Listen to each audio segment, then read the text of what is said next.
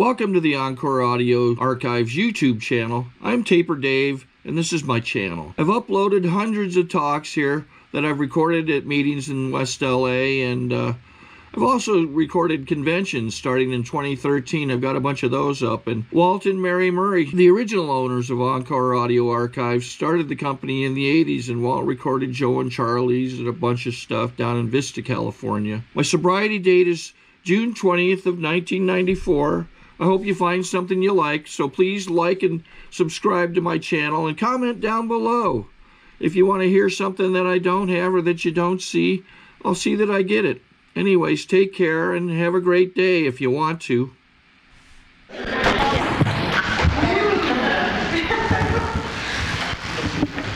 My name is Alan. I'm an alcoholic, and I am sober today by the grace of God and the principles of Alcoholics Anonymous. I'm really glad to be here. My wife was glad that I was leaving tonight. It is being taped. So for our friends at home, I would like to welcome them to the largest clothing optional meeting of Alcoholics Anonymous.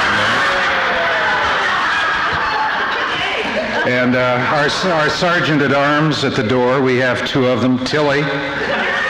And I'll only say that there is more cotton in the top of an aspirin bottle than there is on her swimsuit. It is a wonderful thing. And her friend Buddy, who started working when John Holmes died. And we're really sorry that you're not here tonight.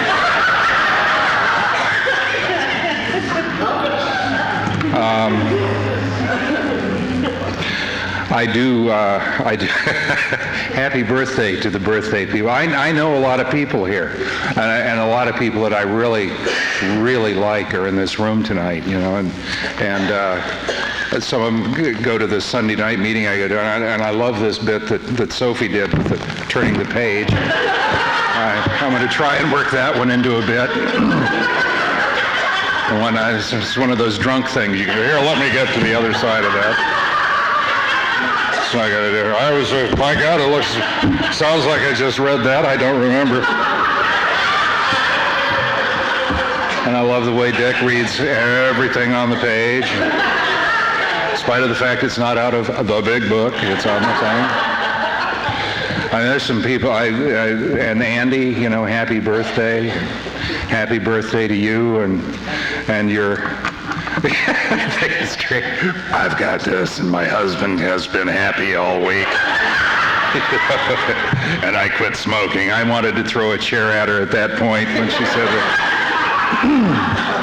But no, when I first got sober, I just dived in full bore, and I quit smoking cigarettes, I quit smoking pot, I quit drinking, and then I started going out to coffee with people afterwards, after the meetings, and I was a bit tense,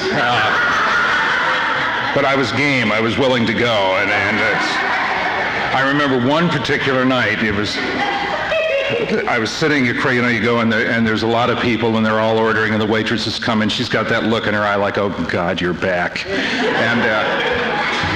And we were there and I needed some salt for something that was in front of me. I couldn't see, my eyes aren't that good, it was dark, but I knew I needed salt, and I knew the lady across the table had the salt, and there was a lot of noise, and I said, could you please pass the salt? A step at a time, Dave, 12 steps. Excuse me. Could you please pass the salt? And I complete ignoring twice again, you know. And I needed some salt. And I'm with a guy who 12-stepped me, and we'd been running around together. We used to drink together and whatnot like this. And finally, the vein on my neck started going, vroom, vroom.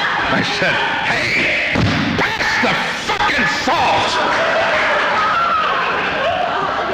And my friend turned to me and said, Alan, you don't have enough friends yet to quit smoking.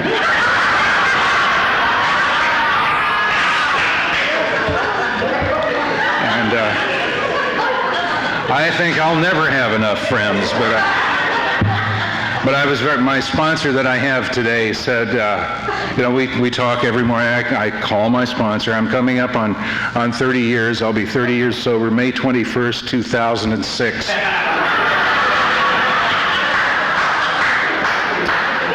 2016, I will have 40 years. So I've been around a long time. Dick said he'd give me a cake. Di will make the cake. It's just, I'm really looking forward to it, one day at a time. A friend of mine got 5 years. I said, you're closer to 20 than you've ever been in your life. This is AA math. I've got 30 days. Damn near a year. Keep coming back. I guarantee you don't have 30 days, you ain't gonna get a year, And I've been really blessed by this program, by sobriety. I used to just, my sponsor, I don't know, I should get a smarter one, I suppose, but he said something about how I have changed. And he said, you used to be very hostile. He let that in passing. I used to be kind of hostile, Alan. And then he got a little more specific. He said, you were very angry when you got, I guess I have to believe him. He's my sponsor. I have to go for that. So I took the chair off his head and I said, what do you mean? No, I used to drink, I guess somebody, maybe it was Andy, maybe it was Dick, said tell the truth. So I've had to take out all the exciting parts of my story because there are none. I have probably the dullest drunk-a-log going, but I swear to you, I did my best. I tried, I drank, I had a motorcycle, I used to have hair, I was kind of in shape and whatnot, but I had to give all that up. I was on the way to be drafted one day. I had quit a job in Colorado. I rode my motorcycle to San Francisco. A little to drink, and all this, and I broadsided a car. I was on the way. I called Mom. I was 20-something, 66 it was, so I was 22. Called Mom, she said, your draft notice is here. It was during that unpleasantness in that Southeast Asian, in Vietnam, so I knew what that meant. So I was driving home from San Francisco, and I broadsided a car. I was 60, and he pulled in front of me and kind of gave me no room, and I hit him. And 4 hours later, walked out of the hospital. My legs had caught on my motorcycle, and I bounced back on the road, and all I remember is the hood of a car, bumper of a car, looking over. My glasses were all over in my helmet and stuff like that. And, my passenger, when we were in the hospital, said, have you ever had the feeling that something was watching out for you? And that was about the first time that happened. But on the way to the draft board, I remembered several conversations with some friends of mine I'd had that worked in a theater in San Diego, and they had gone for their physicals and whatnot, because everybody was doing that at the time. And the guy he said, the psychiatrist asked me if I could kill a man. I said, yes. It would take months, And I tried telling him that, and I got no laugh out of the guy. Things. I had my little thing on, but I found myself at the end of the interview in a room with a person with one leg and one eye, and I figured I wasn't going anywhere, so I had all the rest of this time to serve my country in other ways. And I got home from the interview, the draft, and 2 kilos of marijuana had arrived in the mail, and I celebrated that night, my newfound freedom. And then I continued to get drunk for the next very long time. I knew no peace if I wasn't drunk. And I was raised to hate drinking, because my father would drink and beat my mother. I saw it once. And he was a big man. I am a transistorized version of my father. He was large, and he was a strong man. He was a Kansas farmer, and he went into the oil business later. And when he was tough, and he would do this thing, and so we left him, and I was raised by my mother, along with my brother, in Tucson. We went from Kansas to Tucson, and so she was the main influence in my life, and she did not want us to drink lest we become like him, as if she could really change that, and she didn't want it to happen. And they had the kind of a relationship that they hated each other so very much that it indicated to me later, when I could try and figure things out, that they must have loved each other an incredible amount, and had it just kind of flip on them and go sour, so that, to her dying day, my mother could give you a list of everything, every member of my father's family, everything they had done wrong, everything, and it was like, oh, Jesus. And his family could do the same for her. They just didn't like each other, And my father died, and she could do this 10 years after he died, So lo and behold, I was raised this way, and I hate this and I hate that, and I don't like drinking, and I'm from and when I was 16, I was working with, so we were doing a play in Tucson, and somebody in the crowd can always get booze, and they bought me a quart of beer, and I drank it in 10-15 minutes. You empty it, the object is to drink it all. And I felt pretty good, and then the next week, the same fellow brought me a quart of beer and a quart of wine, and that took about 25 minutes to drink. And it really hit, you mix those things, it's like rocket fuel. And I really, I felt good, I felt powerful, I felt sure of myself, I felt funny. Hair wasn't a problem at that point, so I did, but all this stuff, it just filled up all that insecure place, and it just fit the thing beautifully. I never thought that I'd been raised not to do it. Nothing bad happened. I ran around with my friends, and we didn't get into any trouble. And I didn't dive into it immediately, but I didn't go crazy. But that was the way I drank all the time. And I never learned how to, sniff the screw top on the bottle of wine, or let it breathe. If you open it up, you drink it. And one of my favorite lines I heard somebody say that I used to drink my wine alley temperature, They would do that, but you got it, you drink it, you go. My main desire was always to go somewhere else, to be something else, to be somebody else, to get out of this one plane. So I didn't really crank it on until I was old enough to buy it on my own, and then I started buying. I was in San Diego. And I would buy cases of wine that would get me through, half gallons, and get me through the week until more, they'd pay us, and then you'd get more and whatnot. I had a motorcycle at the time, the one that I had not wrecked yet. I've only had one motorcycle, so this is going back a bit. And I could put 25 miles on a 15-mile trip on my motorcycle, just because I would get drunk and kind of weave, down. And it started bothering, I would park myself by the punch bowl and drink until the switch went on. And then I could talk, and then whatever it was. But when I drank, it was to go.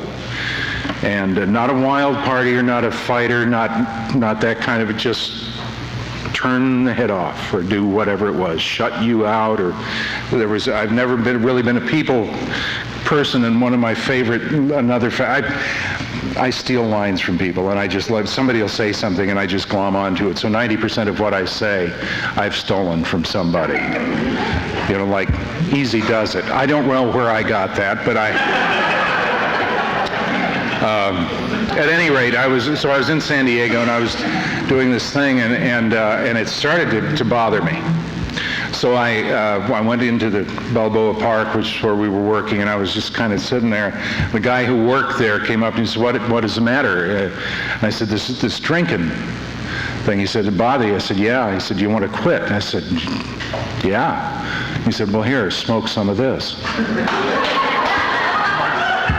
And he gave me some marijuana, and I became a full-blown pure dope smoker for about a week. And I mean, it took me 3 or 4 days to get used to doing, and then it hit, and then I realized out of that haze, that thinking haze that you get from marijuana, that God had given me 2 hands. Perhaps one could hold a glass and one could hold, and I functioned like that for the next 9 years. I think if I had stayed a pure drunk, I would have been in a lot of trouble pretty quick. And I think it gave me that 9 years out there.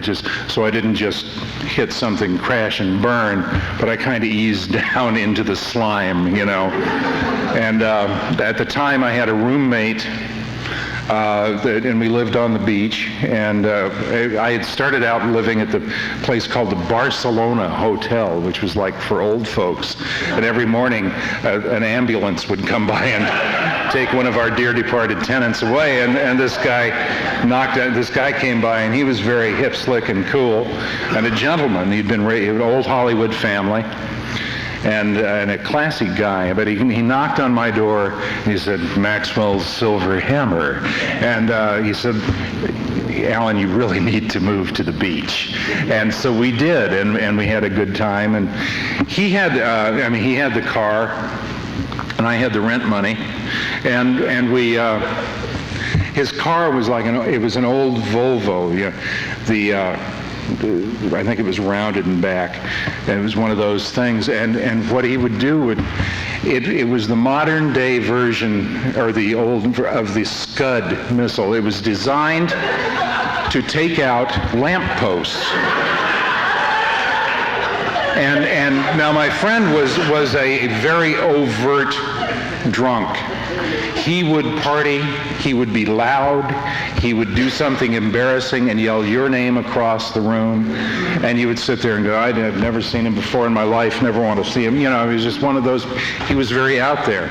And he would come back from his drive having scored 2 hits on lampposts, and he would have that look in his eye, that kind of blank thing, like, huh?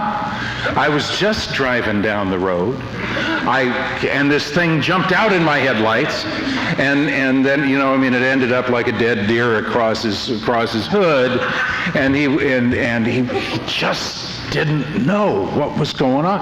I didn't either, except I knew he had a very severe change in his personality when he drank, and for him, drinking was bad. I knew it.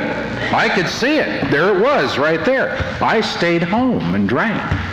Didn't get in trouble, didn't have a car. Didn't like, the best line I heard on this subject was a lady, I heard her at the Marina Center. She said, "I didn't like people, and they were everywhere."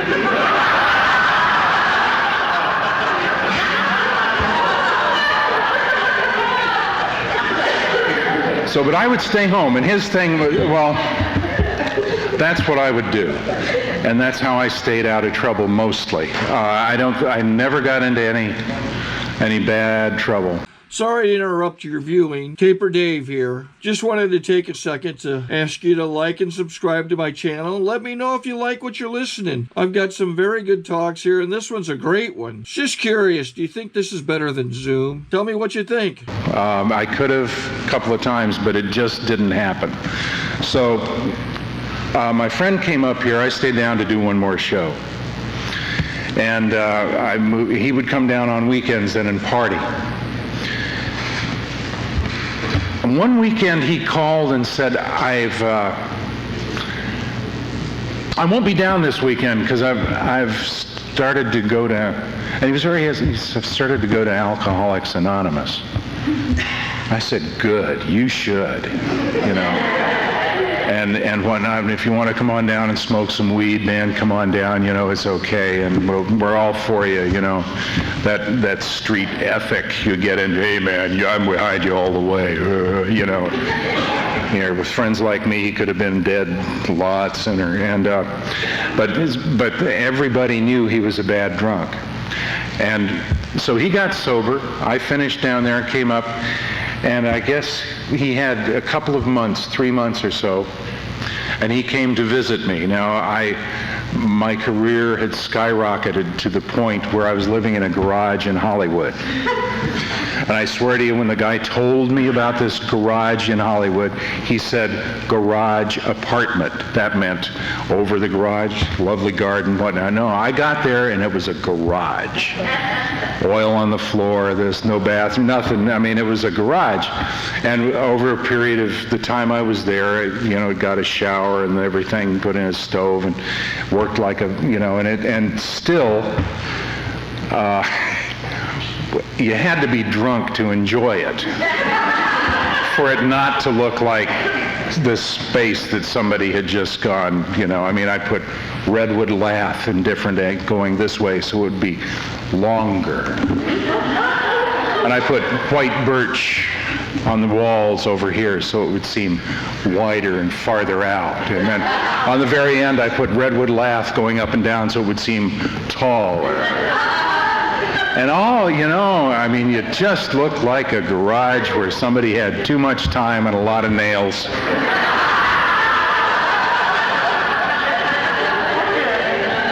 But my friend came over, and he referred to this little hacienda as the Bat Cave.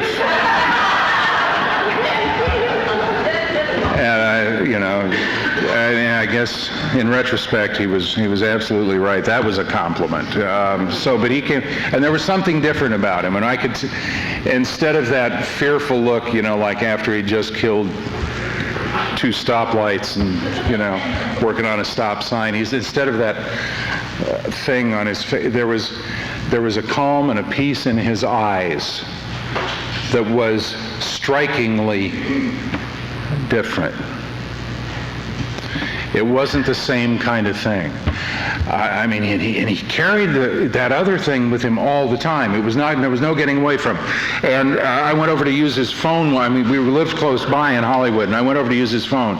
And I have thrown phones. I have done all that stuff to them. I tried to use his phone, and the earpiece was here, the handle thing was here, and the mouthpiece was there. It was in 3 pieces. You can drive a truck over those things and they won't break. You know, they're very solid. And I said, Jimmy, your phone, what happened? He said, it broke. Logic. It was, but he had to just be pounding the hell out of it. So that was nowhere in evidence when he came to visit me that time. He told me he'd been going to Alcoholics Anonymous. He thought I might be interested in it just to see what it was doing for him. He didn't say, I think you ought to go, because I've drunk with. He didn't say all the stuff he could have said. He suckered me into it. He led me into it very slowly. And he was so good at it, it took me 1.5 years to realize what he had done. I may be slow, but I am dumb. So I'm used to being alone. I'm very used to being alone, living in the Bat Cave. And he takes me to Brentwood on Thursday night, which was like being in Dodger Stadium. I mean, to me it was. I just couldn't figure out what, and it seemed like everybody knew him, and everybody cared about him. And I couldn't see anything wrong with what was going on. And it was exactly the kind of attention, kind of love, I didn't even know what to call it then, but it was very attractive. I wanted some of it. And I was jealous because you were giving him what I, as a friend, could not give him. And I thought the world of the guy. He was a great guy. So he took me there, and I saw this. I could see no guile in anything that was going on, no con, no hook, no nothing. Just genuine concern. They all liked him. They all cared about him. So And the speaker that night was a used car dealer from Oxnard, and I thought that was funny. And when he drank, he thought he was Attila the Hun. And he just kept talking, he was very funny. And the sound, it was one of those situations where I heard something I had not heard in months, and that was the sound of my own laughter. And it just felt good. And the other nice thing was other people were laughing too. It wasn't like going to one of those shows where you're when you're half drunk and it's the nativity scene and you're sitting there going, and everybody was laughing. I just plain, and the other thing that hit me was at the end when we said the Lord's Prayer. It was a new experience. I didn't pray publicly. I wasn't around enough people. When that was going on, that many people holding hands, a continuous line of people saying the Lord's Prayer, it hit me. So my introduction to Alcoholics Anonymous came with the guy he got me to the meeting, and the guy who got me the message was, I always thought that it was going to be some John Wayne type of character. Hey, Pilgrim, what are you doing on the... And it was this nondescript kind of guy who came up and got between me and the door, because I wanted to leave after and he got between, and he said, and he kind of talked like that, do you come here a lot? And I said, no, I'm with him. He's an alcoholic.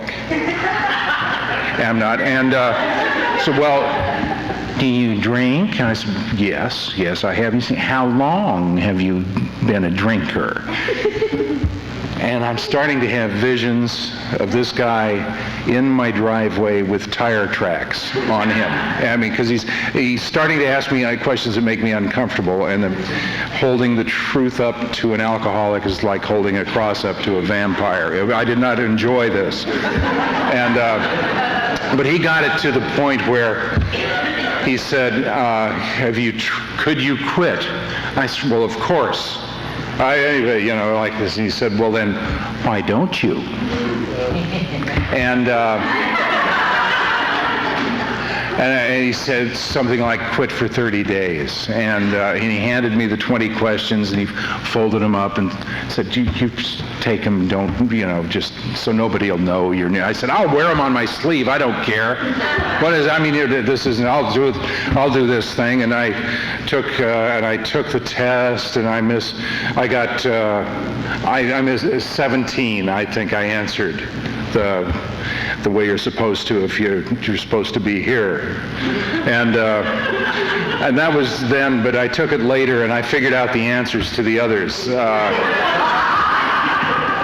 10 years later, I finally went back. Oh, yes, I used to do that, and whatnot. So what started then was 30 days of going around to various meetings. I had been reclusive in my L.A. knowledge. I knew nothing about Los Angeles. Really, I had been here for a couple of years.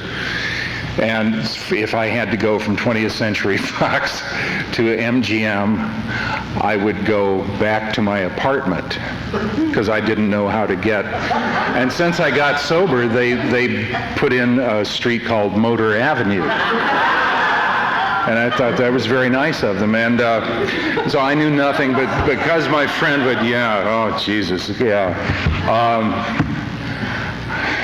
Jeffrey. Jeffrey is a guy, I still have the world's worst sense of direction, but anyway, that's why I leave early. So we started this thing of going to meetings. I called him very early the next morning, Friday morning. I said, well, here we are, we're ready. He said, could you call me a little later? Because I'd gotten up and I was ready to go. I had not had anything to drink or smoke that night, and I was just ready to go. And he said, call me around noon, because he had been busy. And so I took a walk. I went from where I was, it's around Stanley Avenue and Sunset. I went up to Mulholland drive and back, and it was about 10 o'clock then, and I had a little more energy than I was used to having, and I was starting to talk a little faster, and not make much sense, but at least talk a little faster, and so we would start going to meetings, and then going to noontime meetings. We'd go all over town to meetings, and then on Fridays we'd go down to Laguna, and then back, and it was a whole thing we did, and it was wonderful. It was nice company and good people.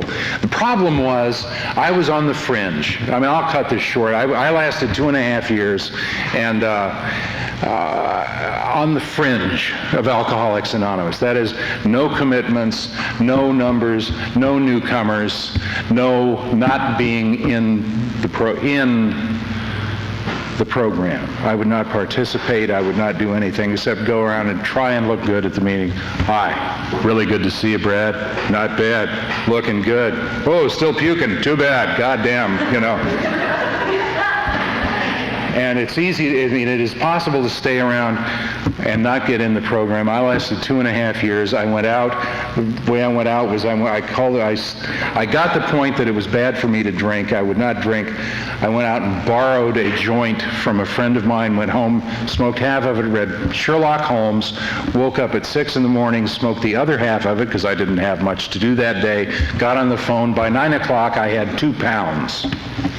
And I stayed out for 6 months. And everywhere I had gone, in the 2.5 years, I had developed something of a life. I'd moved out of the garage. I lived in West LA. I knew people. I knew good people. These weren't people you had to watch. They were people you could trust, people of their word, most of them. And I had started getting things. I had started to have peace of mind. I had started to do all this stuff. And the first day when I went on my regular rounds, I ran into somebody and they said, "My God, what's wrong with you? What's the matter?"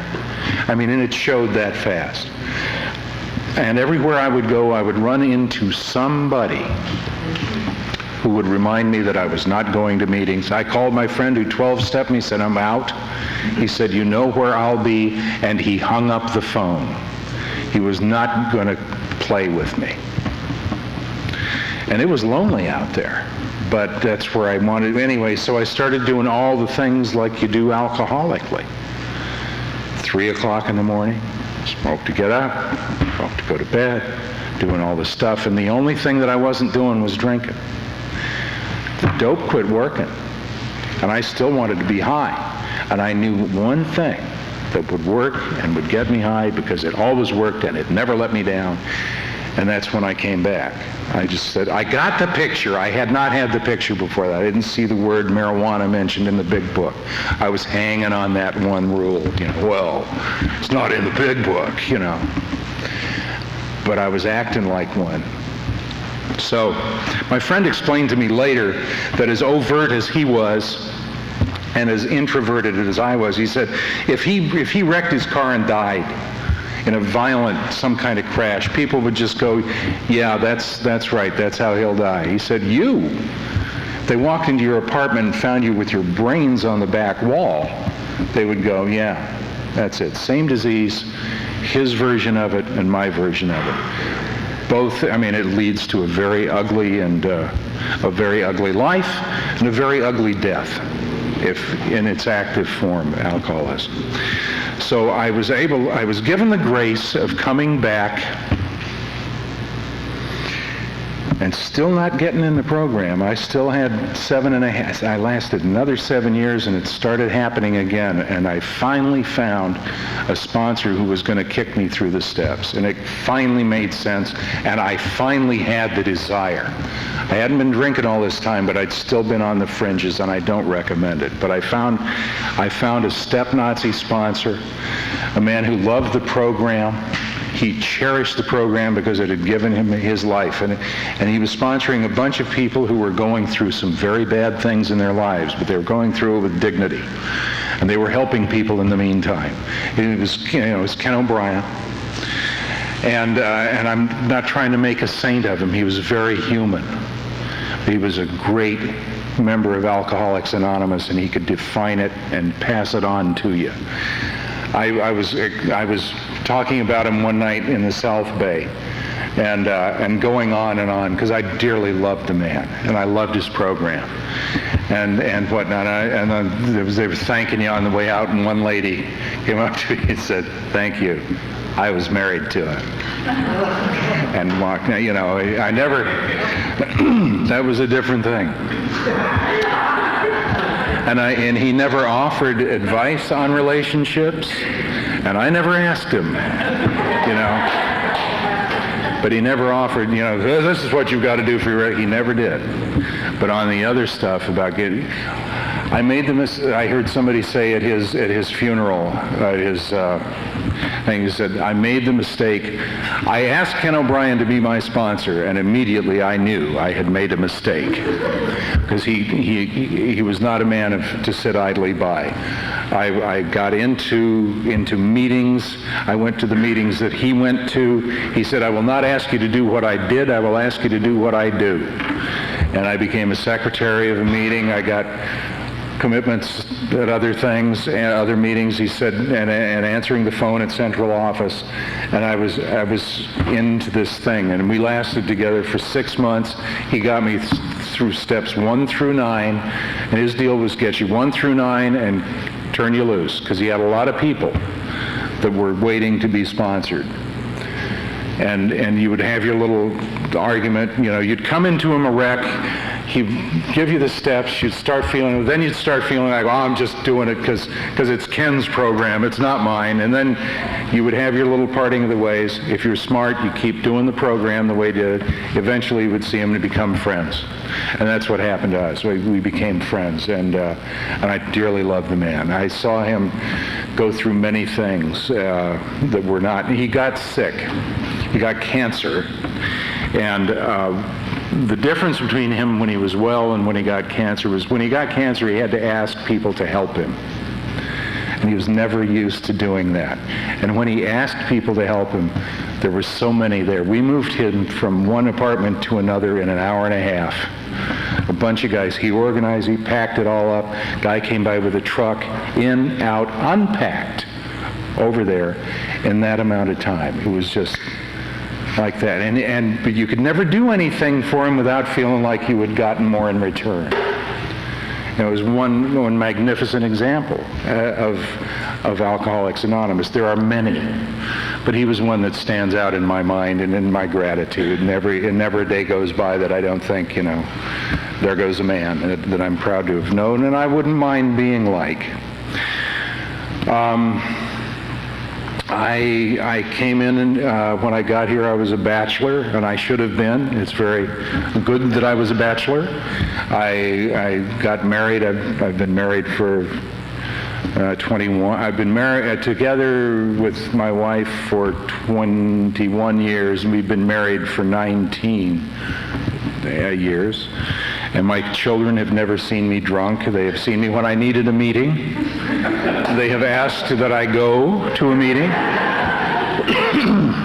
I said, why isn't there a meeting at 3 in the afternoon, Dad? And stuff. And my children are honest. They do things, I had a big thing with my son. He came with the package. He's my stepson, actually, but we had our little battling for Mama's affections and stuff like this that went on, and today I can tell you that my son and I are very, very close, and I think of him as my son, and he thinks of me as his father.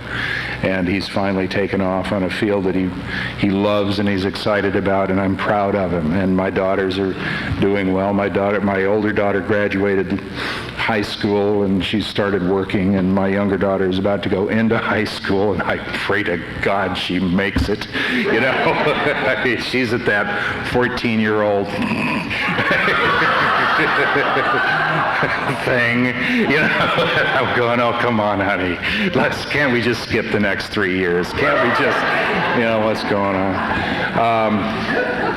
I have a relationship with most people that is good. I enjoy being around people now. I find great value in them, and I try and add to wherever I try. And some people don't need it, and that's good too. And there are places that I go and I just enjoy. I made peace with my father's family, and I love them dearly. I went back to Kansas about a month or so ago, maybe it was a little more, and got to ride around on the combine. My uncle, my father's brother, lived there. His younger brother is going to be 80, and he's still doing the Senior Olympics. And he's not very tall, but he has arms like my legs, and he's very vital kind of guy, and very funny man. And in his youth, somebody saw him in his youth, and he said, "Yeah, the first time I saw your uncle, he was throwing hay bales at his neighbor. A hay bale is like," and he was going, he could also back up to one of those little tractors they have, backed up to the hub of it and lift it. He's one of those. And so he's still around, and he's in the Senior Olympics. He said the high jump isn't quite as high, the long jump and all the other stuff, but I got to be with them, and I got to ride around on the combine like you did as a kid, in a car, and my cousin's husband let me drive it. I mean, we're in a field I can't hit much, but we're going down this, trying to drive, and I'm oversteering and turning and trying to miss everything you can miss. And his son is coming along, and he's running alongside of it, jumping up, looking back in the thing, and I'm sitting there holding on, like for dear life, because I haven't done this before, and I'm old. And he said, "Well, would you drive the truck back over there?" And so I get off the combine and go. Very simple thing, get off the combine, go to the truck. I'm climbing down off the combine, I look down, I had my bifocals on, I looked back and said, "Piece of cake," and I stepped off. And I'm counting, 1,000, 2, 1,000, 3, and I ended up on my ass in this field, and my cousin's husband was so nice he pretended he did not see. So my catchphrase later became, I know about these things. I didn't just fall off the combine or anything like that. But I talked to them tonight, and their son got married and stuff. And there's a wonderful sense of family there that I had never had before. I missed that whole thing. But because of sobriety, because I am sober, I get it now. And the funny thing is that some of my uncle's best friends are members of Alcoholics Anonymous. He's not a drunk. His brother's not a drunk. I can't say if my father was or not. I wasn't there. I don't know. But a lot of his students, a lot of my uncle's students they speak with great respect for my uncle. I love my uncle, and I can't think of much to complain about. I told Ken O'Brien once that my head was out to get me. And like a shot, he came back with, "You are in no imminent danger." And when I can remember that, it's a very, very good day. And I can always remember that the world's worst day is only 24 hours long, and so is the world's best day, and that God will get me through today when I can't do anything myself. And I have feared many things, but I've never really had to. Never really had to, This is a good way of life. It's the best way of life I've ever seen. I know there are other ways to stay sober, but I know that this one works, and it works for me, and I dearly love it, and God bless all of you, and thank you.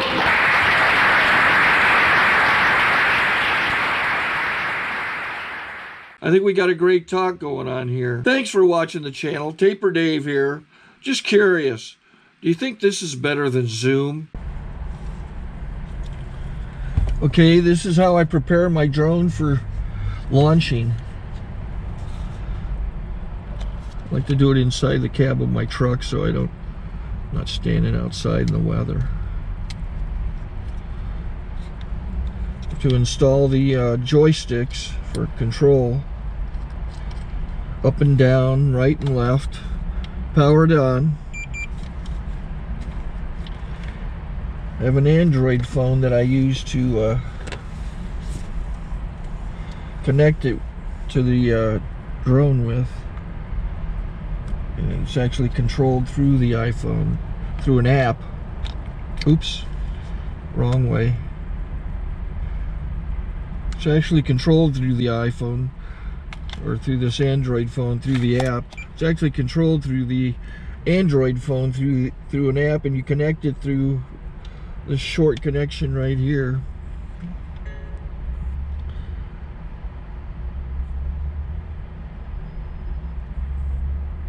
Remote control connected. Remote control's connected. So I pull out the drone. I have to extend the legs. Long legs extended first, then the short legs. Remove the gimbal protector. Set that aside, then power it on one short burst, then one long burst. I lay it down. So I have to go to calibrate. So the drone's not connected yet.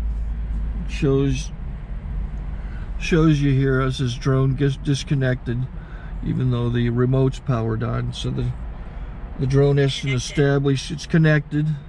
So I go into the app to calibration mode. First I'll calibrate the remote controller. Start calibration.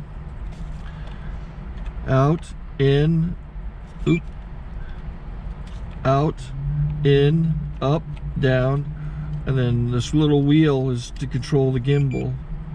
So it's calibrated.